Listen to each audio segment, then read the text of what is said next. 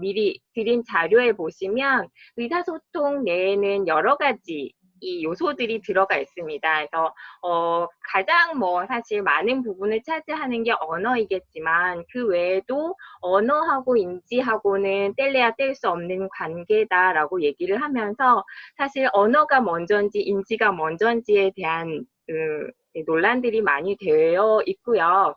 어머님들이 혹시 치료를 다니실 때 언어 치료와 인지 치료를 같이 다니신다고 한다면 글쎄 차이가 뭘까라고 느끼시는 부분도 상당히 있을 것 같아요. 어쨌든 이제 의사소통 안에는 언어뿐만이 아니라 인지 능력이 들어가고 그다음에 여러 가지 발음이라든지 유창한 측면의 말, 그다음에 듣기 같은 것이 이제 가장 눈에 보이는 의사소통이고요.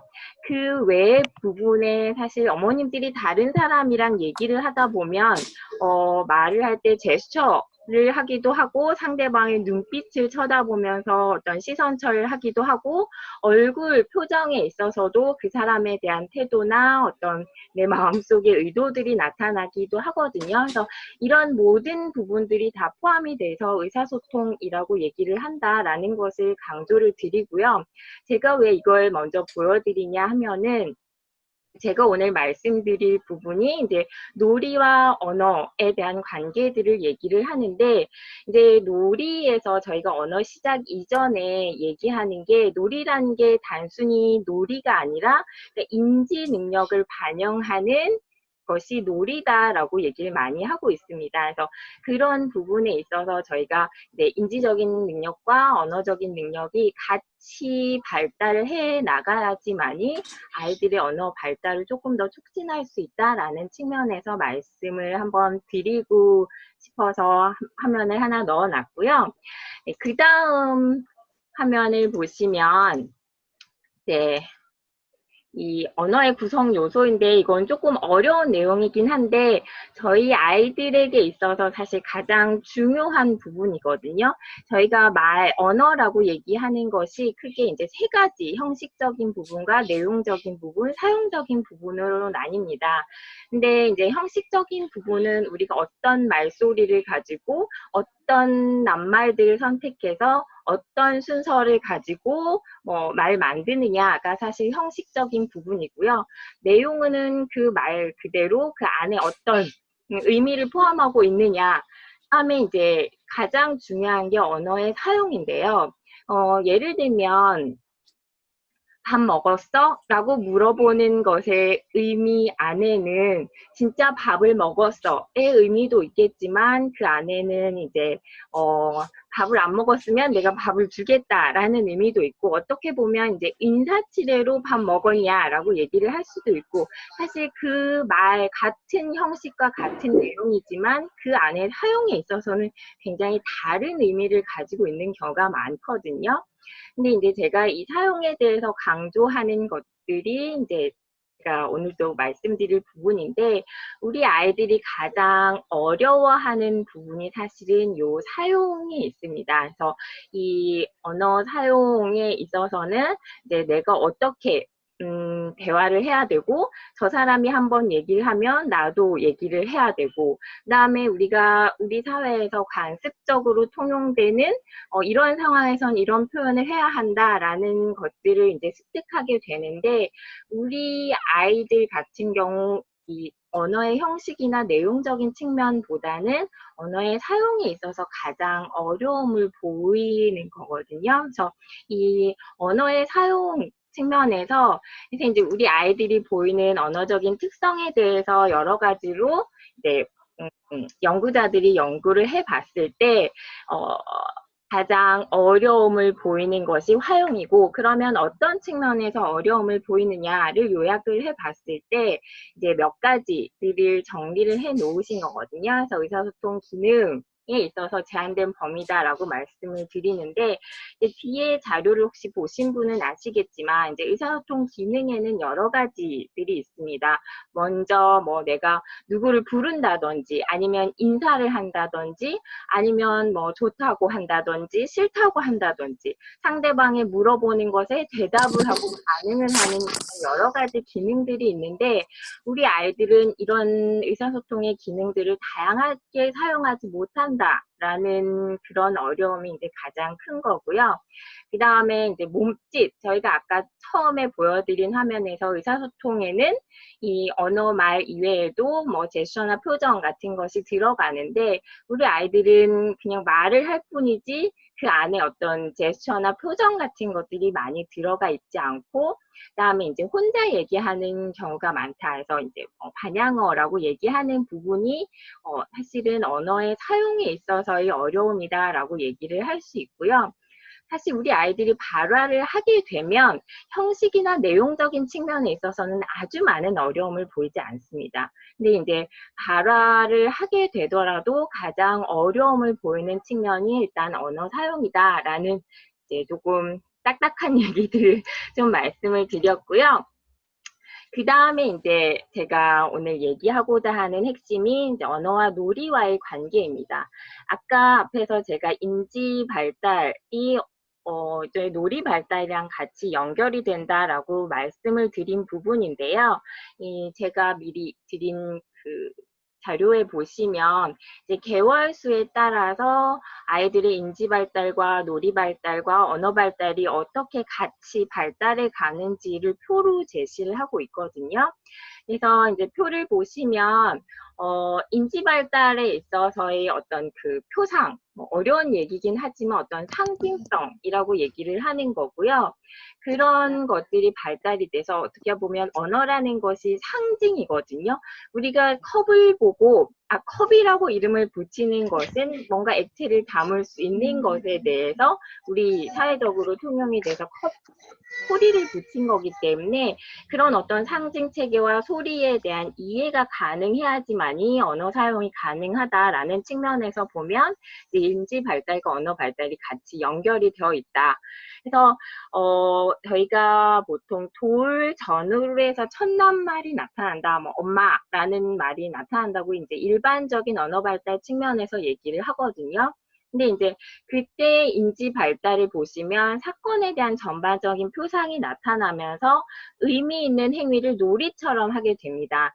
그래서 조금 이따가 이제 상징놀이라는 것이 있는데, 예를 들면 이제 이 12개월 이전의 아이들 같은 경우 탐험적인 놀이 수준이라고 해서 만약에 어머님들이 그 소꿉놀이 컵을 아이에게 12개월 이전 아이에게 컵을 건네주시면 아이는 그걸 그냥 던지거나 아니면은 뭐 바닥을 두드려 보거나 이런 식으로 컵의 원래 기능하고 관련 없는, 그렇지만 그 사물에 대해서 궁금해하는 그런 식의 놀이를 보이게 되는데요. 이제 어느 정도 12개월 정도 수준이 되면 이제 컵이라는 것이 무언가 마시는데 사용이 되는구나 라고 하면서 그 장난감 컵이지만 입에 가져가려고 하는 그런 행동들을 보이게 됩니다. 그것이 이제 놀이에 있어서 그 12개월 이전에 컵을 가지고 던지고 아니면은 두드리는 데만 사용했다면 뭔가 내가 이 컵을 가지고 의미 있는 놀이 로써 입에 가져가 보는 거. 그 다음 단계는 이제 컵을 가지고 늘상 이 컵을 약간 기울이면서 마시더라 라고 해서 이 진짜 실질적으로 컵을 마시는 것처럼 흉내 내는 것이 이제 그 다음 단계의 놀이 발달이라고 얘기를 하거든요. 이것처럼 이제 놀이에 있어서 계속 이렇게 발달을 보이는 것과 동시에 언어에서도 이제 첨단말을 사용하게 되고, 이런 놀이가 두 가지 행위, 예를 들면 이제 제가 아까 컵에 물을 마시는 흉내를 낸다라고 했는데 그게 이제 두 가지의 활동이 같이 조합이 되는 때가 이제 그 다음 단계입니다. 예를 들면 이제 주전자, 장난감 소꿉놀이 주전자에서 컵에다가 물을 따르는 흉내를 내고 그 다음에 컵에 있는 그 물이 없지만 물이 있는 것처럼 물을 마시는 흉내를 내면서 두 가지 상징 행동들이 조합이 되게 되면 이제 언어 발달에 있어서도 이제 두 개의 낱말들이 조합이 돼서 사용이 되게 되거든요. 이런 것처럼 이제 놀이와 언어 발달이 같이 연관되어서 발달이 된다라는 것들이 이제 기존의 연구자들이 연구해온 결과이고, 그렇기 때문에 사실 언어 촉진시키기 위해서는 놀이를 통해서 하는 것들이 굉장히 효과적이다라고 말씀을 드리는 겁니다. 그래서 이제 뭐 그 놀이의 중요성에 대해서 제가 얘기를 해놨는데요. 지금 말씀드린 것처럼 이제 언어와 놀이 발달이 같이 가는 것도 있고, 사실 아이들이 뭐 학교 가기 이전에, 학습을 하기 이전에는 사실 놀이를 통해서 많은 것들을 이제 발달시켜 가기 때문에 이런 그 놀이라는 것이 언어 발달에 있어서도 굉장히 중요한 역할을 한다. 그래서 제가 처음에 말씀드린 것처럼 사실 인지 발달과 언어 발달에 누가 먼저냐, 누가 닭이고 누가 달걀이냐라고 얘기는 뭐 계속되고 있지만, 어쨌든 아동의 놀이나 어떤 몸짓 행동에서의 관찰되는 행동들이 의사소통 발달이랑 같이 병행되는 것은 틀림이 없다라고 얘기를 하고 있고요. 특히 이제 발달 장애를 가진 아이들이 언어 이전에 이런 상징 놀이의 행동은 그렇지 않은 아동들에 비해서 의사소통의 비율이 증가 가능성이 굉장히 높다라고 얘기를 하고 있습니다. 그렇기 때문에 놀이를 통해서 자꾸 이런 상징 행동들을 발달시켜주면 그만큼의 의사소통에 증가할 가능성이 높다라는 그런 연구 결과를 바탕으로 해서 하는 말씀이다라는 것이고요. 그다음에 이제 그러면 왜 놀이가 언어 습득에 있어서 이상적인 전달 도구가 되는 것이냐? 일단은 놀이는 뭔가 학습과는 조금 다르게, 물론 놀이를 통해서 학습을 하기도 하지만 분명한 목표를 가지고서 하는 것이 아니라 이제 엄마와 혹은 다른 사람과의 상호작용 속에서 오는 압력들을 조금 줄여주고, 그다음에 이제 뭐 어머님들이 혹시 다른 뭐 학습적인 것들을 해보셨는지 모르겠지만, 이 같이 놀아주는 상대방의 입장에서도 조금 재미가 있고, 아동의 입장에서도 재미있는 활동이기 때문에 일단 놀이가 가장 좋고요. 그다음에 이제 같이 함으로 인해서 이 양육자 주로 어머니와 어떤 의미, 그 다음에 어떤 한 가지에 대해서 공통적으로 주의를 집중하게 되고, 그 다음에 같은 걸 가지고 놀기 때문에 주제도 공유할 수 있다라는 측면에서 놀이가 좋다라고 얘기를 드립니다. 근데 이제 사실 저도 엄마의 입장이고, 여러 가지 일들이 사실은 엄마가 가지고 있잖아요. 뭐 집안 살림도 해야 되고 아이만 데리고 놀아줄 수 없는 상황이라는 걸 저희 충분히 인지하고 있는데, 사실 저가 이제 치료를 많이 할 때는 어머님들과 이런 얘기를 많이 했어요. 저거 하루에 매일 10분씩만 내가 온전히 다른 걸 다 놓고 아이랑 놀아주면 좋겠다라는 말씀을 드렸거든요. 근데 10분도 사실은 쉽지가 않다라는 거를 제가 더불어 같이 말씀을 드렸어요. 근데 이 10분만 다른 걸 온전히 놓고 아이랑 놀아주다 보면 사실 다른 어떤 치료보다도 더 효과적인 이 결과를 얻을 수 있다라는 측면이 분명히 있거든요. 그래서 그런 이제 아이랑 어떤 그 같이 집중을 하고 같이 아이에게 자극을 줄 수 있는 측면에서 이 놀이가 굉장히 중요하다. 그다음에 이제 놀이를 하다 보면 어떤 일정한 규칙들을 찾을 수 있게 됩니다.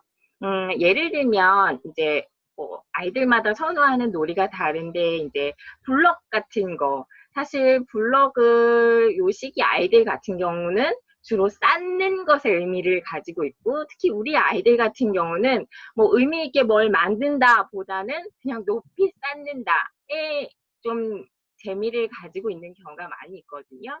근데 그러면 그냥 아이가 쌓기만 하는데 내가 뭘 해줄 수가 있겠느냐라는 말씀을 많이 하시는데, 일단은 처음에는 아이가 이제 쌓는 것 자체에 관심을 가지고 있다라고 하면 어머님이 옆에 앉으셔가지고 이 블럭을 조금 아이 걸 나눠 가지시는 거예요.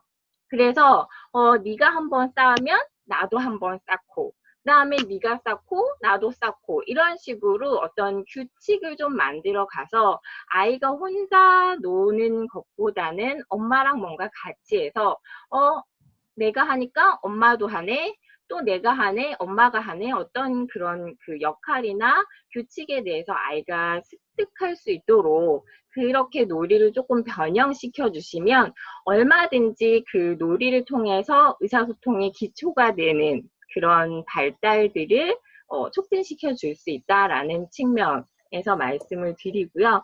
그 다음에 이제 제가 좀 전에 말씀드린 것처럼 어떤 번갈아 가면서 순서를 정해서 놀이를 하다 보면 아이들이 대화에 있어서도 저 사람이 한번 나에게 뭔가를 얘기했으면 나도 얘기를 하고 이렇게 그 대화가 서로 왔다 갔다 하는 그런 차례 지키기에 규칙이 있다라는 것들을 습득하는 데도 분명히 도움이 될 것이다라는 거죠. 그래서 그런 측면에서 이제 놀이와 의사소통 이 서로 연관이 되어 있다. 그래서 놀이를 통해서 의사소통을 얼마든지 촉진시켜 줄 수 있는 여러 가지 방법들이 있다라고 얘기를 하고요. 이거는 이제 제가 아까 컵을 통해서 말씀드린 이제 상징놀이라는 건데요. 그래서 이제 상징놀이의 발달입니다. 사실 그 다음 페이지보다는 지금 요 페이지에 있는 상징놀이가 지금 우리 아이들의 단계에서는 조금 더 맞는 단계인 것 같긴 한데요. 그러니까 어떤 사물에 대해서 그 사물을 가지고 기능적으로 할 수 있는 단계가 있고, 이제 그걸 통해서 조금 더 발달된 단계로 갈 수 있다라고 보시면 되는데요. 그러니까 제가 아까 이제 12개월 돌 정도에서 컵을 가지고 입에 가져가기 시작한다. 이건 이제 진정한 의미는 아니지만 어느 정도의 이제 상징기적 행동을 보이기 시작한다라고 해서 상징기적 행동이라고 얘기를 하고요. 그 다음 단계가 이제 병을 들어서 마시는 흉내, 컵을 들어서 마시는 흉내, 그 다음에 이제 인형을 안고서 뽀뽀하는 흉내를 내는 것이 이제 그 다음 단계고요.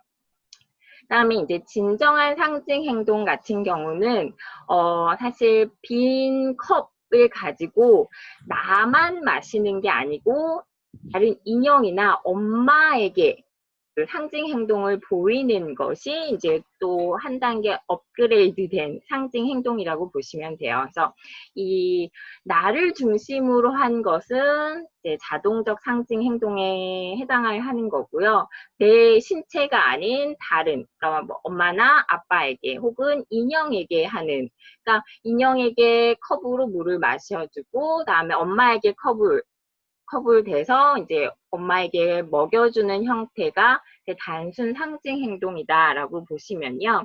그다음에 또 다른 형태의 단순 상징 행동이 있는데 그거는 이제 그 다른 사람 혹은 다른 어떤 뭐 동물에 대한 흉내를 자기 스스로 내는 겁니다. 그래서 뭐 아빠가 요즘은 잘 아니지만 이제 아빠는 보통 신문을 읽고 계시는데 신문을 들면서 이제 아빠의 흉내를 낸다거나 아니면 이제 이렇게 몸짓으로서 야옹 하면서 고양이 흉내를 내는 거 역시 이제 자기가 아닌 다른 사람의 흉내를 내는 거기 때문에 이제 단순 상징 행동의 단계다라고 보시면 될 것 같고요. 그다음에 이제 그 다음 단계가 아까 말씀드린 것처럼 이제 두 개의 행동들을 조합을 해서 이 우유를 주고 뭐 자기가 마시기도 하고 그다음에 뭐 마실 것을 엄마, 그다음에 인형, 곰인형 이렇게 다른 사람에게 순서대로 같이 연결해서 하기도 하고요. 그 다음 단계가 이제 두 가지 상징 행동을 조합을 해서 이제 아까 말씀드린 주전자의 컵을 따라서 물을 마신다든지 이런 식으로 이 놀이에 있어서도 아이들이 어떤 행동을 보이느냐에 따라서 뒤에 보시면 이제 정상 아동들이 발달하는 그 개월수에 맞는 그 놀이의 발달 단계를 보인다. 그러면 우리 아이들도 조금 이런 순서에 맞춰서 이 적절한 놀이 자극을 주게 되면 그런 놀이 자극들이 의사소통의 발달로도 연결이 될 수 있을 것이다 라고 말씀을 드리는 겁니다. 그래서 이제 뭐 어머님들이 분명히 치료를 많이 다니실 텐데요. 아마 이제 여러 치료사 선생님들께서도 이런 놀이 발달을 기준으로 해서 아이들에게 여러 가지 자극들, 뭐 인지적인 자극이라든지 아니면 언어적인 자극을 제시할 것이다 라는 것을 조금 같이 이해를 하시면 좋겠다라는 의미에서 제가 말씀을 드리고요. 그 다음에 이제 제가 동영상을 몇 개, 넣어놨는데요. 제가 좀 전에 말씀드렸던 그런 부분들에 대한 동영상입니다. 그러니까 아이들이 발달하면서 같은 비슷한 연령이라고 하더라도 어떻게 놀이에 있어서의 발달 단계가 다른지를 보여주는 거고요. 물론 EBS에서 아마 방송된 내용이긴 한데 이제 제가 오늘 말씀드린 주제하고 조금 일치되는 부분이 있어서 제가 조금씩만 짧게 보여드리도록 할게요.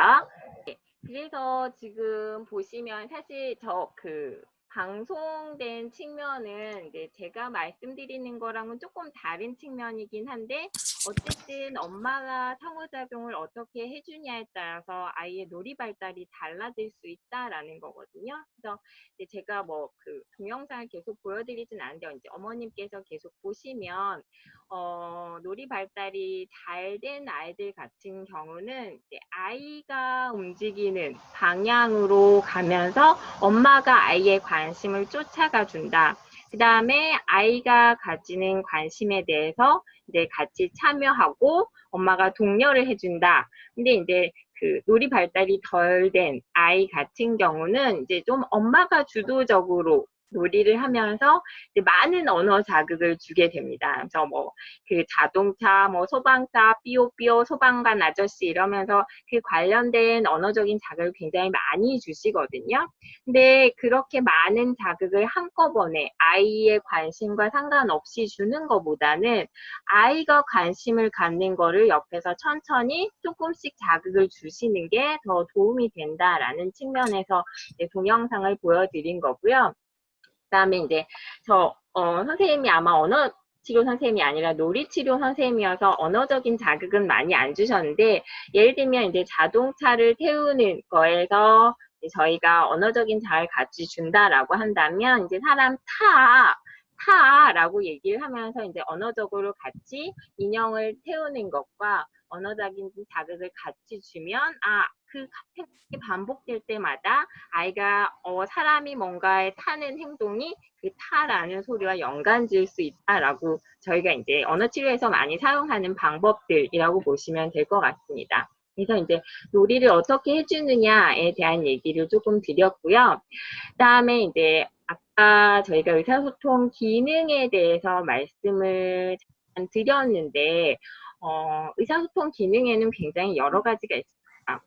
말을 하는 이유, 말을 사용하는 데는 여러 가지 이유가 있다라고 얘기를 하는데 이제 가장 기본적인 의사소통 기능을 저희가 초기 의사소통 기능이라고 얘기를 해서 지금 제가 PPT 자료에 보여드리는 이제 지금 몇 가지인가요? 한 8, 9가지 정도가 기본적인 거라고 보시면 돼요. 그래서 먼저 이름을 댄다라고 하는 것은 이제 사물을 보면 아이들이 내가 알고 있는 사물에 대해서 뭔가 가리키거나 아니면 이름을 부르면서 내가 저거 알고 있다라고 초기에 아이들이 보통 보이는 거고요. 뭐 반복하기나 연습하기, 반복하기 같은 경우는 상대방이 말한 것을 내가 계속 얘기를 하는 거고 연습하기 같은 경우는 아이들이 이제 언어 발달하다 보면 자기가 익숙하지 않은 단어들, 처음 듣는 그런 용어들에 대해서는 계속 혼자 중얼중얼 거리면서 그 사용에 대한 연습을 하게 되는 것이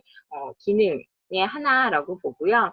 그 다음에 이제 저희가 정말로 의사소통의 가장 기본적인 거라고 얘기하는 인사하기. 다른 사람에 대해서 어머님들 다들 뭐 누구 만나면 인사해야지 라고 얘기를 하시고 누가 갈 때도 뭐 빠이빠이 해야지 뭐 이렇게 인사를 하는 게 이제 가장 기본적인 거가 되는 거고요. 저항하기 같은 경우는 뭐 싫어, 안 돼 라고 얘기하는 내가 뭐 원하지 않는 것에 대해서 를 나타내는 거, 그다음에 누가 물어보거나 아니면 이름을 불렀을 때 대답하는 거, 그다음에 행위를 요구하는 거, 뭔가 열어달라거나 뭔가를 까달라거나 이렇게 하는 거, 그다음에 대답 요구하기 같은 경우 이제 우리 아이들에게서 잘 안 되는 건데 일단은 우리 아이들은 물어보는 걸 잘 안 하죠. 근데 상대방이 물어보지 않아도 대답하지 않아도 거기에 대해서 그냥 넘어가게 되는데 사실 대답을 요구하는 것도 이제 가장 기본적인 초기 의사소통이라고 보고요. 그다음에 그 밑에 있는 부르기도 잘 안 하죠.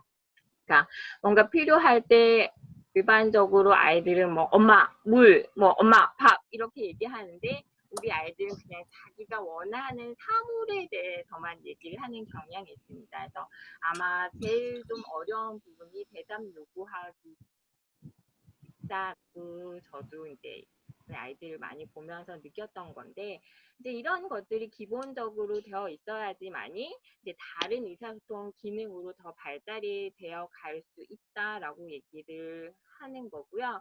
그래서 우리 아이들에게 이런 의사소통 기능들의 기본적인 것들을 먼저 할 수 있도록 좀 도와주는 게 필요한데 처음부터 이거를 발화로 요구를 하기보다는 처음에는 조금 제스처 아니면 발성으로서 유도를 하다가 이 의사소통 기능들이 어느 정도 보이게 된다라고 한다면 그 다음에 이제 발화로 좀 더 연결을 시켜주는 것이 순서적으로 좀 더 쉽게 갈 수 있는 방법인 것 같아요. 그래서 저희도 치료실에서 경험이 많지 않은 선생님들 같은 경우 우리 아이들에게 가장 목표로 하는 첫 번째가 조입니다. 조. 그래서 교수님, 이거는 뭐 요구하기 같은 거라고 보시면 되는데 이제 교수님, 네, 죄송합니다만, 네, 갑자기 네.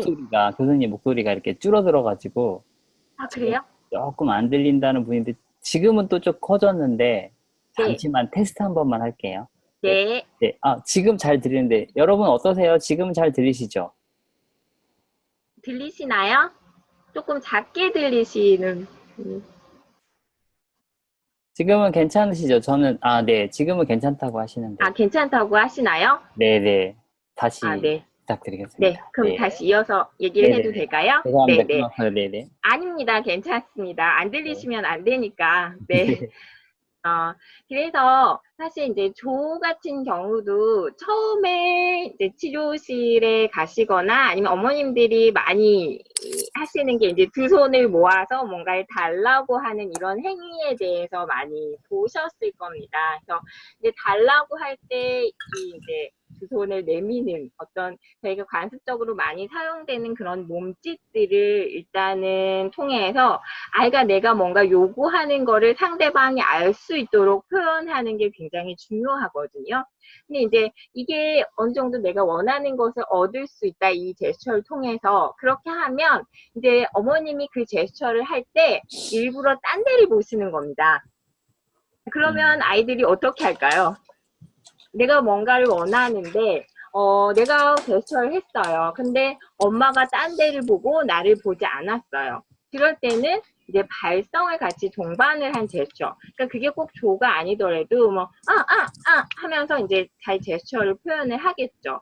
그래서 이런 식으로 유도를 했다가 이제 이것도 가능해지면 그때는 이제 조와 비슷한 뭐 라는 식으로 발화로 연결시켜주면 이런 의사소통 기능들을 발화로 할 수 있다라고 보시면 되고요. 그래서 너무 처음부터 이런 기본적인 의사소통 요구에 대해서 발화로 요구하지 마시고 먼저 제스처라로 또 이런 기능들을 표현할 수 있게 해주시고 그 다음에 발화로 연결하시면은 조금 더 좋겠다라는 의미고요.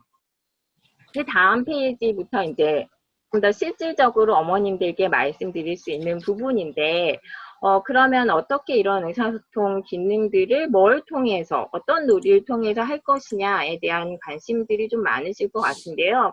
사실 제가 이거를 모든 어머님들을 만족시켜 줄 수 없는 게 아이들마다 좋아하는 거 다 다릅니다. 어떤 아이들은 굉장히 뭐 젤리나 사탕 같은 거를 좋아하는 아이들도 있고 아니면은 뭐 아이들이 그런 감각적인 것들 요구하면 뭐 길쭉한 거, 뭐 그다음에 손에 느낌이 좋은 거, 그다음에 뭐 또 일부 아이들은 또 책 같은 걸 좋아하는 경우도 있고 그렇기 때문에 이제 아이들마다의 좋아하는 게 다른데 일단은 아이들이 좋아하는 걸 위주로 해서 이런 의사소통 기능들을 유도를 하시는 게 좋겠다라고 말씀을 드리는 거고요.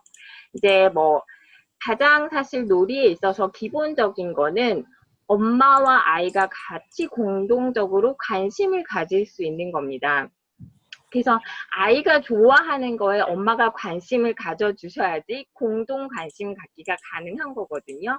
그래서 아까 봤더니, 인형, 침대에 인형을 눕히는 거, 그러면서 이제 이불을 덮어주고 재워줘야겠다라는 생각에서 아이는 인형놀이에 전혀 관심이 없는데 엄마가 인형놀이를 사다가 얘야, 이거 좀 보렴. 그러면서 이렇게 관심을 갖게 하는 건 사실 쉽지가 않아요. 그래서 아이가 좋아하는, 그러니까 뭐 자동차를 좋아한다라고 하면 이제 자동차를 가지고 아이는 이제 줄 세우기를 많이 하죠. 근데 그 너무 많은 자동차보다는 일부 자동차를 숨겨놓고 아까처럼 이제 사람을 태울 수 있는 자동차를 가지고 와서 아이가 나름대로 그걸 가지고 혼자 놀다가 근데 어머님이 인형 같은 걸 같이 개입을 한다거나 아니면 어머님이 이제 다른 자동차를 가지고 오셔서 뭐 이렇게 부딪혀서 같이 소리가 나서 뭐 꽝 소리가 난다던가 이런 식으로 서로 같은 장난감을 가지고 공통으로 관심을 갖고 공통으로 활동을 할 수 있는 게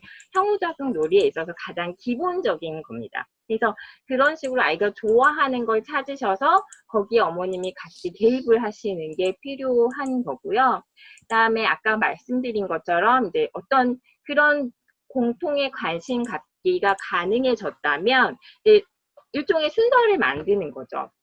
그래서 이제 자동차 같으면은 뭐 레일 뭐 자동차 길을 만들어서 네가 한번 갔으면 이제 나도 거기에 뒤따라 갈게. 그러면서 이제 아이가 자동차를 가지고 먼저 브링하면은 어머님이 그 다음에 자동차를 가지고 연결해서 그 앞에 아이가 가지고 있는 자동차에 부딪히거나 아니면 이제 이번에는 어머니가 먼저 장난감을 가지고 가고 그럼 이제 아이 거를 따라오게 한다거나 이런 식으로 일종의 놀이에 있어서 순서를 자꾸 만들어 주시면 돼요. 그래서 엄마 한 번, 아이 한 번, 엄마 한 번, 아이 한 번 이렇게 자꾸 해 주시고요. 그다음에 이제 아이가 좋아하는 것이 무엇인지 분명하게 아신 분이 이제 주 양육자이시기 때문에 이걸 통해서 여러 가지 그 의사소통 기능들을 가질 수 있는 방법들을 제가 이제 밑에 예시들을 쭉 적어놨거든요. 그러니까 예를 들면 아이가 이제 먹을 거 젤리 같은 걸 좋아한다라고 할 때 조금 잔인한 방법이긴 하지만 이 아동 앞에서 엄마가 음식을 먹으면서 아이에게는 주지 않습니다. 그러면 이제 물론 어떤 아이들은 막 하면서 막 소리를 지르고 짜증을 내는 아이도 있겠지만 아까 말씀드린 것처럼 뭔가 네가 저걸 먹고 싶다는 제스처라도 하면 내가 이걸 줄게 라는 걸 가르쳐 주시는 거죠. 그래서 뭐 처음에는 울다가 뭔가 손짓으로라도 이렇게 한 손으로라도 손을 내밀어서 달라는 표시를 하면 그때 주시는 거죠. 그다음에 이제 그걸 점차적으로 저희가 뭐 전문가 선생님도 계시지만 이제 점차적으로 조금 높은 수준의 요구하기를 보여주도록 를 하는 방법이고요. 그다음에 뭐 장난감 태엽이라든지 아니면 뭐 배터리가 들어간다든지 아니면 그 온오프 작동을 아직 못하는 아이들 같은 경우는 일단 엄마가 켜놓고 작동을 하게 한 다음에 살며시 꺼두는 거죠. 그러면 자기도 엄마처럼 하고 싶은데 뭔가 작동이 되지 않을 때 그럴 때 아이가 이 포기하는 아이도 물론 있죠. 우리 아이들 중에서 뭔가 한번 시도를 해보고 안 되면 그냥 던져버리기도 하지만 그러니까 자기가 완전히 원하게 되면 내가 뭔가 작동이 안 되니까 그거를 엄마에게 건네주기라도 하는 그런 제스처를 보여야지 내가 뭔가 안 되는 걸 상대방이 해줄 수 있겠구나를 알게 된다라는 거죠. 그러니까 우리 아이들에겐 그게 굉장히 중요해요. 내가 뭔가를 했을 때 상대방이 이렇게 행동함으로써 내가 원하는 바를 상대방을 통해서 얻을 수 있다라는 걸 아는 게 굉장히 중요합니다. 그래서 그런 방법, 그다음에 뭐 다 비슷하긴 한데요. 뭐 비누방울 통을 열어서 비누방울 불어준 다음에 한번 불고 나서 아이가 좋아하지만 이제 비누방울 뚜껑을 닫아버리는 거죠. 그리고서 주면 이제 아이는 뚜껑을 열지도 못하고 비누방울을 불지도 못하기 때문에 이제 엄마에게 자꾸 무언가를 요구하게 된다라는 거죠. 그래서 자꾸 상대방에게 뭔가를 할 수 있도록 그리고 나에게 뭔가를 요구할 수 있도록 하는 방법들이 굉장히 많이 사용되는 방법이고요. 근데 이런 것들이 주로 사물 요구하기나 행동 요구하기 왜냐하면 우리 아이들 조금 좋아하는 것들이 분명하기 때문에 그런 걸 이용해서 의사소통 기능과 연결시킬 수 있는 방법이고요. 그다음에 아까 의사소통 기초 기능에 있어서 초기 의사소통 기능에서 보시면 이제 거부하기, 저항하기가 있는데 어머님들이 제일 잘 아시죠? 아이가 뭘 싫어하는지. 그러면 이제 싫어하는 걸 갖다 놓고 이제 뭐 억지로 먹게 한다는 게 아니라 이제 입에 가져가면 아이가 보통 우리가 싫다라고 할 때 관습적으로 많이 사용되는 제스처가 고개 흔들기죠. 그러면 내가 싫다라는 걸 그냥 울음으로써 표시하거나 소리 지름으로써 표시하는 게 아니라 그래도 고개라도 이렇게 돌려서 아 그러면 네가 뭔가 싫어하는 거구나라는 걸 다른 사람이 알게 된다. 그럼 이렇게 고개짓을 하면 이제 먹기 싫어하는 음식 가져다 댄 거를 없애셔야죠. 그렇게 하면 아 내가 이렇게 했더니 엄마가 저거 내가 먹기 싫은 걸 안 주네? 라는 걸 알 수 있게 된다라는 거죠. 그래서 이제 이런 식으로 싫어하는 걸 통해서 거부하기나 저항하기 기능을 유도를 하시라는 거고요. 그 다음에 이제 아까도 보시면 유튜브에서 아이가 이제 자동차를 가지고 사람을 태운 다음에 그 다음에 바퀴를 굴려서 이제 상대방에게 보내주는 그런 행동이거든요. 이것도 어떻게 보면 굉장히 놀이에 있어서 상호작용적인 활동이라고 보시면 돼요. 그래서 저희도 초반에 사용하는 건 주로 공입니다. 그래서 공을 굴려서, 근데 우리 아이들 같은 경우 또 소근육이 발달이 좀 안 돼서 던지는 게 좀 잘 안 된 아이들도 있긴 한데요.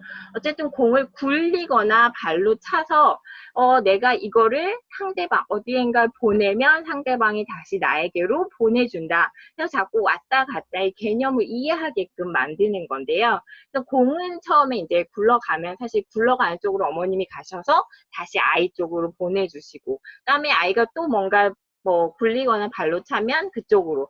근데 이제 공에서 그게 된다면 아까 자동차나 다른 바퀴 달린 장난감으로 대체해서 엄마와 아이 간에 서로 이 장난감이 왔다 갔다 할 수 있는 거를 보여준다든지 이런 방법들을 통해서 놀이가 가능해진다라는 것의 예시들을 제가 조금 보여드렸고요. 아마 언어치료를 가시면 이런 방법들을 가지고 유도를 많이 하실 겁니다. 그래서 이 어머님, 이거는 사실 제가 아이들마다 다 다르기 때문에 다 개별적으로 말씀을 드릴 수는 없고, 아이가 좋아하는 걸 위주로 이런 방법을 통해서 유도를 하실 수 있다라는 그런 팁을 좀 드리는 거라고 보시면 되고요. 그 다음에 이제 두 번째는 책을 통한 놀이인데요. 굉장히 요즘 서점에 가면 책이 많죠. 근데 아이에게 어떤 책이 좋을까에 대한 것은 일단은 아직 발화가 적은 아이들이기 때문에 글법 자체가 많지 않은 책을 저는 선택을 하셨으면 좋겠고요. 그 다음에 두 번째로는 페이지마다 조금 반복적인 것들, 물론 똑같은 게 아니고요. 반복적인 일정한 패턴이 계속 나오는 책들이 있습니다. 그래서 제가 몇 가지 이 책을 홍보하는 건 절대로 아니니까. 네. 예를 들면 이 책 같은 경우는 애벌레가 이제 과일들을 먹는 책입니다. 그래서 애벌레가 여기 그 구멍을 통과하면서 애벌레가 사과를 먹어, 배를 먹어, 딸기를 먹어, 이런 식으로 그 그림과 함께 굉장히 분명하게 그림과 언어 자극이 대비될 수 있는 책이죠. 그러면서 시각적으로 굉장히 선명하게 보여줄 수 있는 그런 내용이면서 계속 반복되죠. 애벌레가 가운데 과일만 제외하고는 애벌레가 먹어라는 내용 패턴이 계속 반복적이어서 아이들에게 그런 자극으로서 굉장히 쉽게 다가갈 수 있다라고 보시면 될 것 같고요. 그 다음에 요거는 이제 아이들이 굉장히 좋아하는 책인데 누가 내 머리를 라는 책입니다. 그래서 보시면 요거는 사실 제가 예시로 들기에는 글밥이 조금 많죠. 근데 저는 이 책을 이 글자를 읽어주지는 않습니다. 여기 말이네. 힝 말이야. 여기 말똥이야. 네, 네가 똥 쌌니? 그래서 아니, 힝 그러면서 이렇게 짧게 아주 간단하게 그렇지만 이 안에 내용들을 함축적으로 보여주면서 계속 이 역시 동물들만 바꿔가면서 질문과 대답이 반복되고 있거든요. 그럼 이런 패턴들의 책들을 보여주면 아이가 일단은 우리 아이들은 뭐 이런 뭐 방구 이런 거를 좋아하기 때문에 일단 내용적인 측면에서도 굉장히 좀 흥미를 끌 수 있고, 그다음에 동물들 그냥 이제 이 책의 글밥을 읽어주시면 사실 별 재미가 없습니다. 그래서 동물 소리와 함께 제시를 하고 이 동물마다의 그런 특징적인 행동들을 같이 묘사를 해주면서 동물 이름을 얘기해주면 이제 그런 책들이 아이들에게 훨씬 효과적인 책의 기능을 할 수 있다라고 보시면 되고요. 이 책을 그냥 학습의 측면이 아니라 놀이의 연장선으로 보여주시면 저는 그게 오히려 아이들에게 더 좋은 자극이 될 라고 생각이 들고요. 그 다음에는 이제 노래를 통한 놀이입니다. 그래서 우리 아이들이 제가 알기로는 대부분 교수님, 아이들이 네, 소리가 갑자기 또 줄어들어서 그래요? 네, 네. 조금만 기다려 주시면 네. 그 소리가 좀 돌아올 것 같은데 아까도 네. 그랬는데 잠시만요. 제가 말을 해야지 소리가 변동되는지가 그렇게 되나요? 네네. 네. 여러분 교수님 소리 잘 들리세요? 저는 잘 들립니다. 네. 다른 분들 어떠세요? 작아졌죠? 네. 제가 혹시 그러면 스피커의 소리를 좀 키우면 네. 아직 작긴 한데 네. 소리를 이게 뭔가 이 네. 접속이나 채팅 숫자에 따라서 달라지는 건 아닌가요?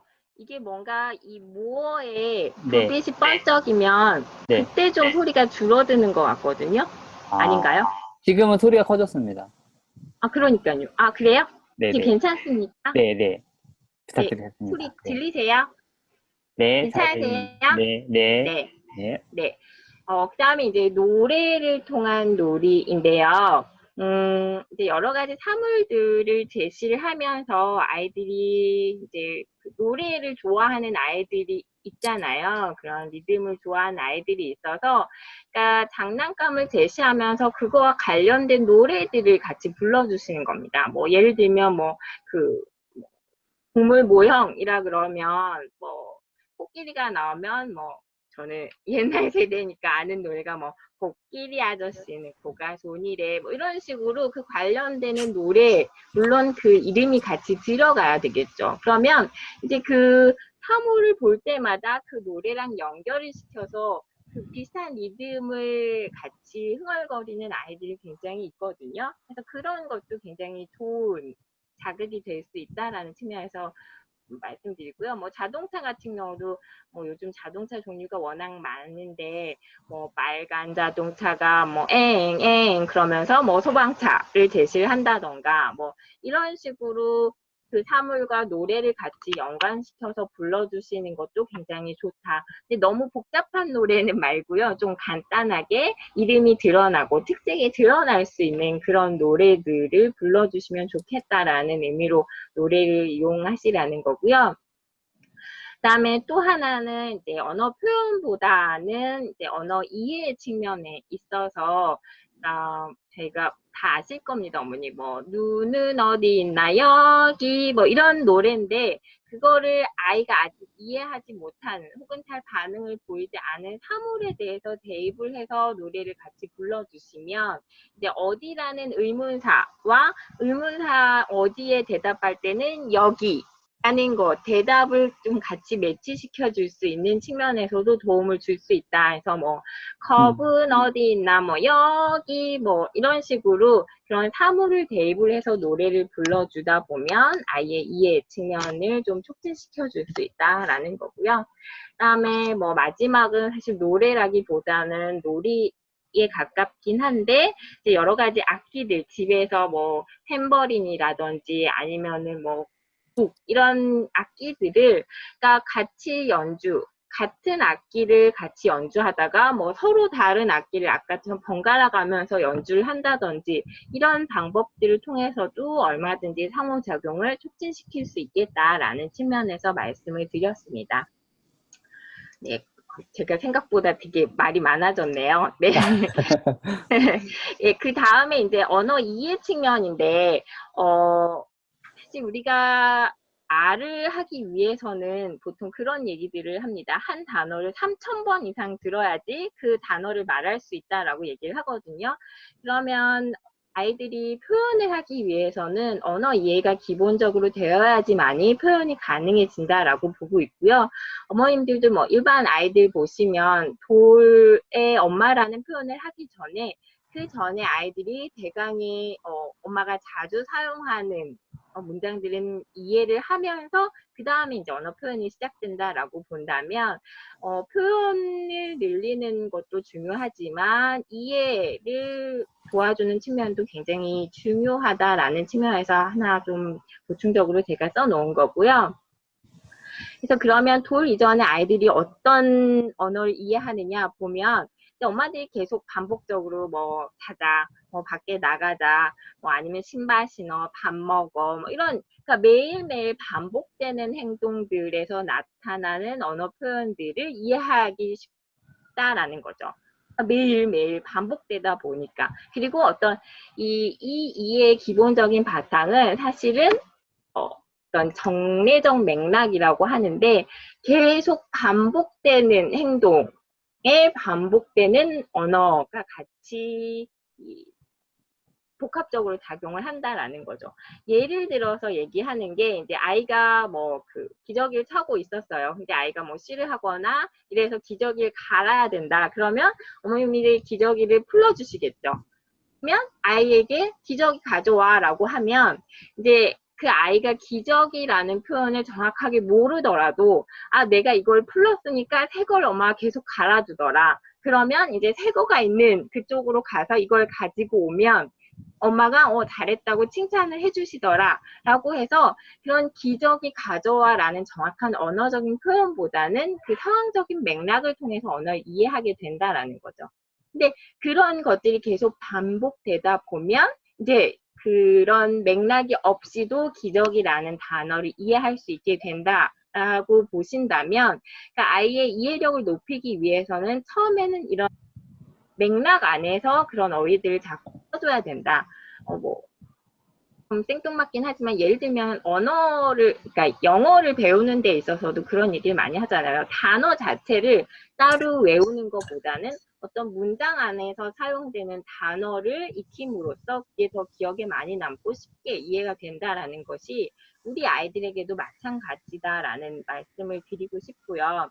그래서 이제 그런 행동들, 그런 언어적인 표현들이 반복이 되면서 이제 맥락적인 지원이 어느 정도 되어야지 아이들이 이해가 늘어날 수 있다. 그래서 예를 들면 이제 우리 아이들이 또 좀 어려워하는 게 사실은 이제 명사보다는 형용사, 동사 측면이 조금 더 많이 어려워하거든요. 그래서 이제 특정 사물에 대해서 그 속성에 맞는 행위를 먼저 가르쳐 주시는 거죠. 그래서 뭐 공이라고 한다면 공 굴려, 차 밀어, 차 타 이런 표현들을 같이 제시를 해 주시다 보면 근데 그게 계속 반복적으로 되면 아이들의 이해를 돕게 된다라는 측면에서 하나 말씀을 드렸고요. 그다음에 이제 아직 표현이 안 되는 아이들이기 때문에 그러면 어떤 단어를 위주로 해서 표현을 더 촉진시켜줘야 되냐라고 얘기를 했을 때 일반 아이들이 초기에 많이 표현하는 이 어휘들의 특징들을 살펴보면 의사소통 기능이 높은 어휘들, 그러니까 내가 앞에서 줘, 아니면 싫어, 아니면 해줘와 같은 그러니까 뭔가 내가 표현함으로 인해서 나의 의사가 분명하게 전달되는 어휘들을 가장 많이 먼저 사용하더라. 그다음에 일반적으로 아이들이 동사나 형용사보다는 뭔가 항상 똑같은 형태의 명사를 가장 많이 사용을 하게 되는 거고요. 그다음에 이제 우리가 아이들에게 사용하는 그 맘마, 까까라는 표현을 왜 그렇게 바꿔서 쓰느냐라고 한다면 좀 더 아이들이 발음하기 쉬운 이 음소들로 이루어지니까 처음에 발음하기 쉬운 게 미음, 비읍 뭐 이런 소리들이 아이들이 일단 눈에 보이기 쉽고 발음하기가 더 쉽다라고 얘기를 하거든요. 그래서 그런 발음하기 좀 쉬운 어휘들로 자극을 많이 주시는 게 좋겠고요. 그다음에 옛날에 저기 멀리 있는 거 말고 지금 현재 내가 하고 있는 지금 여기와 관련된 어휘들 그러니까 이런 측면에서 아까 우리 놀이 이 상황에서 지금 아이랑 놀고 있는 것에 대한 어휘를 많이 얘기를 해주시면 더 좋겠다. 그 다음에 뭐 커, 작어라고 이렇게 두 개의 개념을 보시면 이 크기에 있어서 긍정적인 개념을 가진 건 커입니다. 그래서 작아보다는 커를 더 빨리 표현을 하고 습득을 하더라라는 측면에서 이제 이해를 하시면 좋을 것 같고요. 그 다음에 부모의 반응이 굉장히 중요하다. 그러니까 아이가 정확하게 뭔가를 말하지 않더라도 뭔가 표현하려는 시도, 의도를 보였을 경우에 거기에 대해서 반응을 해주시고 칭찬을 해주시고 그다음에 뭔가 아이가 원하는 것을 들어주시는 게 아이에게는 굉장히 자극이 되면서 이 의사소통을 하려는 시도 자체가 조금 더 늘어날 수 있는 계기가 된다라는 거고요. 이제 뭐 제스처를 동반해야 한다 뭐 이런 측면을 보시면 될 것 같습니다. 그 다음에 이제 반향어 같은 경우를 이용해서 조금 표현이나 이해를 좀 늘리고자 한다라는 건데요. 교수님, 잠시만요. 네, 소리가 또 좀 들었는데 조금씩 쉬셔야 될 것 같습니다. 중간에. 아, 근데 거의 다 됐는데. 그러시죠? 네네. 아니요. 네. 그래서 네. 이 중간에 이렇게 소리들이 이렇게 줄어들었다가 좀 커졌다가 하는 경우가 좀 있더라고요. 네. 보니까 그게 왜 그런지는 저 잘 모르겠는데 지금 네. 딱 타이밍이 소리가 딱 줄어들어서 네. 잠시만요. 확인 한 네. 번만. 여러분 그 교수님 소리 잘 들리세요? 말씀 소리 괜찮으세요? 작게 들리죠, 그죠? 작게 들려도 혹시 들을만 하시면 그러다가 안 들릴 때가 있군요. 네. 안 들리시기도 하세요?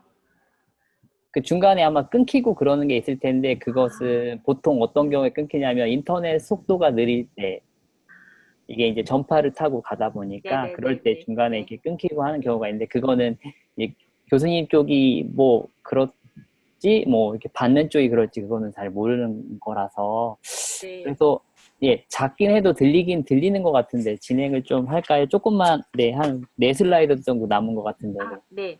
사실 이 반향어 같은 경우는 지금 단계에서는 조금 제가 요거를 빼도 되겠다라는 생각을 했거든요. 요거랑 그 다음 슬라이드는 네. 조금 이제 다른 아이들에게 얘기를 하면 더 좋겠다라고 생각을 음, 해서 요거는 사실 좀 넘어가시면 될 것 같고요. 시간도 많이 지나서 네. 그냥 마지막 두 슬라이드만 말씀을 드리고 간단하게 끝내도 될까요? 네. 네. 그래서 이제 뭐 거의 결론적으로 말씀을 드리면 이제 가정에서 아이들이랑 의사소통을 촉진하기 위한 활동에 있어서는 조금 간단한 활동, 간단한 도구들을 가지고 하시고요. 그다음에 한 가지 활동을 조금 반복적으로 제시를 하셔야지 아이가 익숙하게 되거든요. 아까 자동차 놀이 같은 경우도 그 유튜브에서 보시면 처음에 놀이 발달이 좀 덜 된 아이 같은 경우 자동차를 계속 쌓아 올리는 놀이만 하고 있거든요. 그리고 일부 아이들 같은 경우는 놀이 발달 잘 안 된 아이는 자기 발로 그 자동차를 타려고 자기 몸을 그 장난감 자동차에 올리는 경우도 있어요. 네. 근데 이제 인형을 일단은 제시를 하셔서 인형이 자동차 안에 탈 수 있다라는 것들이 조금 반복적으로 제시되어야지만이 아이들이 그거를 이해하고 자기도 인형을 그 장난감 자동차 위에 올리게 될 수 있거든요. 그래서 그런 활동들을 한 번 해서 아이가 반응이 없어, 안 따라해, 그런다고 안 하지 마시고 조금 그 시간적인 텀을 두시더라도 좀 반복적으로 해주시면 좋겠고, 그다음에 아이들은 조금 과장되는 것을 좋아하기 때문에 좀 과장되게 흥미롭게 이렇게 이끌어 주시면 좋겠고, 너무 아이에게 따라하라라는 강요를 하지 않으셨으면 좋겠습니다. 사실 이제 치료를 하다 보면 사실 아이들이 언어 치료가 제일 스트레스 받는다라고 얘기하는 게 치료사 선생님들이 계속 이거 뭐라고? 이거 해봐! 이렇게 하기 때문에 그렇거든요. 근데, 조금 시간적인 여유를 가지신다면, 아이에게 계속적인 반복적인 자극을 준다면, 언젠간 아이 스스로 표현을 할 날이 있을 겁니다. 근데 그게 모방을 통해서 한다고 그게 의미 있는 언어적인 표현이라고 할 수는 없거든요. 그러니까 너무 모방을 강요하지 마시고 그냥 아이에게 천천히 자극을 준다라는 생각으로 좀 하셨으면 좋겠고요. 뭐 이해나 표현이나 같은 측면에서 항상 어떤 맥락과 함께 제공을 해야 한다. 그러니까 지금 자동차 놀이를 하고 있으면서 이제 보여주는 자동차에 대해서만 얘기를 하시지, 뭐 이건 자동차인데 저 하늘을 날아다니는 건 비행기야, 칙칙폭폭 기차야, 이렇게 그거와 관련된 여러 개의 자극을 준다고 해서 아이가 다 받아들일 수 있는 건 아니거든요. 그러니까 그 맥락 안에서 아이가 이해할 수 있는 범위로서 자극을 주시는 게 좋겠다라고 얘기를 드리고 싶고요. 그다음에 여러 가지 의사소통 기능의 측면에서 꼭 그 사물에 대한 이름이 아니라 그 뭔가 아이가 원하는 말을 표현할 수 있는 그런 활동들이 같이 제공이 되고, 아까 말씀드린 것처럼 뭐 순서 지키기라든지 이런 다른 상호작용이 촉진될 수 있도록 놀이를 같이 해주시면 좋겠다라는 의미로 제가 마지막 페이지를 적어놨고요. 네, 이거는 네, 저 또한 사실은 어려운 얘기인 것 같아요. 저도 부모 입장에서 부모가 어떻게 해야 되는지에 대한, 네, 너무 부모가 아이에 맞춰서 도와주기만 하면 사실 자기가 필요한 것을 표현할 그런 기회가 없거든요. 그럼 아이가 뭐 배고픈 것 같다. 그럼 엄마가 뭐 밥 줄까? 빵 줄까? 뭐 과자 줄까? 이렇게 계속 주고 어머니가 먹을 것을 제공하면 아이는 자기가 필요한 거를 얘기할 기회가 전혀 없어지기 때문에 오히려 그게 득보다는 독이 될 수 있는 그런 소지가 좀 있게 되고요. 그리고 또 부모가 또 너무 서둘러서 이제 너무 많은 자극들을 주려고 하다 보면 아이가 받아들일 수 있는 그 용량은 좀 제한이 되어 있는데, 부모가 한꺼번에 많은 것을 준다고 다 받아들일 수는 없습니다. 그러니까 아이가 받아들일 수 있을 만큼을 잘 파악을 하시고 거기에 맞게끔 좀 여유를 가지고 네, 자극을 주셨으면 좋겠다라는 의미고요. 네, 부모가 너무 교사처럼 네, 많은 말을 하게 되면 안 된다라는 의미의 네, 좀 어려운 말인 것 같고요. 그다음에 이제 또 하나는 나도 여러 가지 일 때문에 쉬고 싶다라는 생각이 드는데 그럴 때 이제 옆에서 아이가 뭔가를 하고 있을 때 어떻게 해야 하나.